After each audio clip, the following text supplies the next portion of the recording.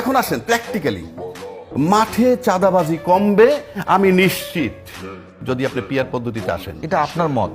আমি আমার মতো তো দিচ্ছি, সেটা ব্যাখ্যা তো দিচ্ছি।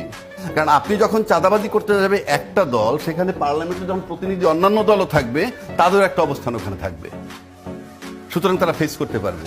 এখন কিন্তু সংসদের আসন যদি আপনার না থাকে দলীয়ভাবে, আপনার দল কিন্তু মাঠে কোনো কিছু ফেস করতে পারবে না। এরপর আসেন রাষ্ট্রীয় দুর্নীতি কমবে।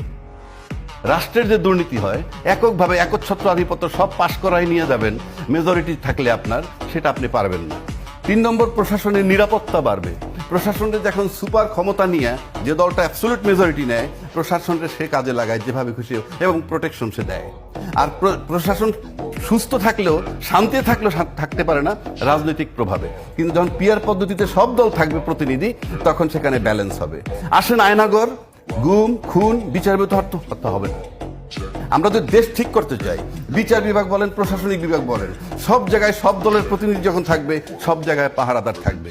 সুতরাং পিয়ার পদ্ধতি এই মুহূর্তে বাংলাদেশের মতো দেশে যদি দুর্নীতি মুক্ত করতে চান, চাঁদাবাজি মুক্ত করতে চান, প্রশাসনের নিরাপত্তা বাড়াইতে চান, প্রশাসনের নিরাপত্তা দিতে চান, বিচার বিভাগে স্বাধীনভাবে কাজ করতে দেন, তাহলে সব দলের প্রতিনিধি পার্লামেন্টে থাকবে এবং সব দলের প্রতিনিধি থাকলেই এই জিনিসটা হবে।